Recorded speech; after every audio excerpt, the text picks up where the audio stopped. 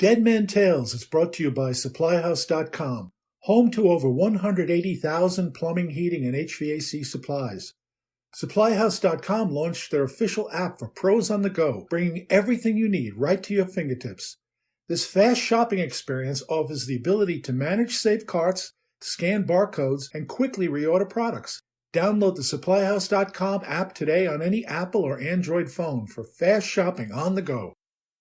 From HeatingHelp.com, it's Dead Men Tales. I'm Dan Holohan. Some years ago, I was visiting a boiler manufacturer. The owner of the company was showing me around the place, and I was drooling. I get like that when I'm near big machines that know what they're doing. He took me into their lab and showed me this new burner that they were developing for a modulating condensing boiler. It was on a test stand and not attached to the boiler. He had me stand about 8 feet away from the burner. "Don't move," he said.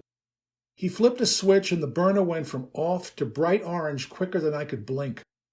It glowed furiously and silently and made me feel like a bagel in a toaster. "Pretty hot, right?" he said. I nodded, spellbound. He flipped the switch off and quickly moved that same hand onto the surface of what had just been glowing like the sun. I gasped. He smiled. "The trick is to touch the ceramic and not the metal seam," he said, and smiled. "Got it," I said. That guy had a passion for what he was building, and I loved being with people like that. He reminded me of William Newton Best. Have you ever heard of him? He developed the very earliest oil burners, just as the world entered the 20th century. He was as passionate as it gets. He was an expert at burning oil during a time when coal was king. He looked at those people and he said, "I believe that oil is the fuel of the 20th century." He was right, of course, and he let nothing stand in his way. I was reading his 1913 book, Burning Liquid Fuel. There's a part where he says, "No sane person today would venture near an oil storage tank with a lighted pipe, cigar, torch, or any light other than electricity. But in order to prevent conflagration or serious loss of property through a steel storage tank being struck by lightning, or getting on fire through some accident, it is wise to run a large steam pipe from the boiler into the top of the tank. There should be a large number of holes in the pipe that's inside the tank, so when the steam valve in or near the boiler room is opened, the steam will be widely diffused over the fuel in the tank."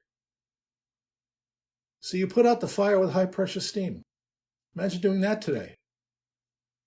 There's another delicious part of the book where he talks about the necessity of having actual experience with any sort of fuel-burning equipment before talking or writing about it. Listen. "Several years ago, I read an article on the different methods of burning oil, and when I visited the city where the author resided, I called upon the gentleman because I desired to ask him several questions on points not clear to me. This man acknowledged that he had never burned a gallon of oil in his life, and that his article was simply a compilation of reports of tests made by others, he not having even been present at any of those tests. The burners described in his treatises all seem to fit perfectly and operate without the slightest difficulty. Theory is needed, but without practical knowledge, it is like faith without words. It is dead. The most dangerous man on earth is the egotistical jack of all trades." Blunt, right? That's passion. Some years passed and the oil burner replaced coal, and this too had to do with passion. Mining coal was brutal work, which led to labor unions, which led to strikes and to shortages of coal. Time, which can also be brutal, called forth the discovery of more and more oil right about then. The price of oil plummeted, and that price joined the convenience and relative cleanliness of the oil burner. Coal lost. This happened during the Roaring '20s, when the world was at peace and anything seemed possible. A company called Quiet May arrived and brought with it some brilliant advertising. They made an oil burner, but they sold a lifestyle. Their ads talked about comfort, convenience, ease of use, and the health benefits of their product. The indoor air would be cleaner, and this had particular significance in the years following the Spanish influenza pandemic. The woman of the house, who was usually the person keeping the home fires burning, would have more time for herself, as the Quiet May people promised. to read, to romp with the kiddies, to prepare for guests. Her house would be immaculate and with much less effort. Her family would save money on painting and redecorating because there would be no coal-besmirched walls and furniture. She and her husband could go away for a day or a weekend without fear of pipes freezing and bursting. They now had modern automatic oil heat. The advertising never strayed into the technical aspects of how the quiet May burner did its job. The people at the company knew they had to sell the benefits of the product rather than its features, and they did this brilliantly. That's passion.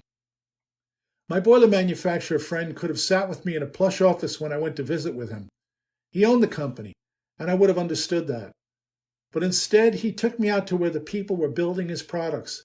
He took me into their lab where engineers were dreaming up new products, and he showed me that he understood all of this in a very hands-on way by placing his hand on that burner that had just fired so brilliantly.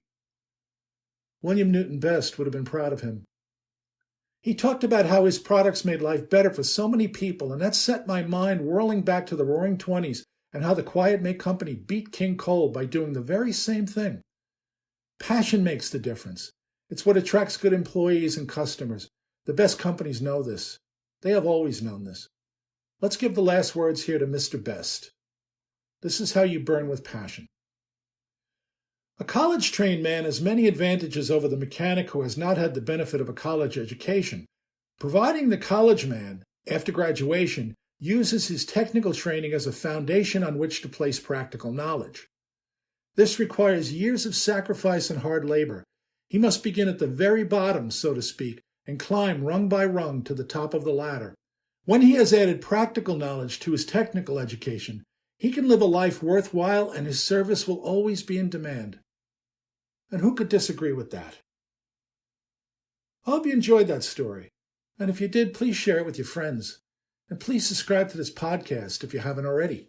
I have many more Dead Men Tales to tell, and I appreciate you listening. It means a lot. Thanks.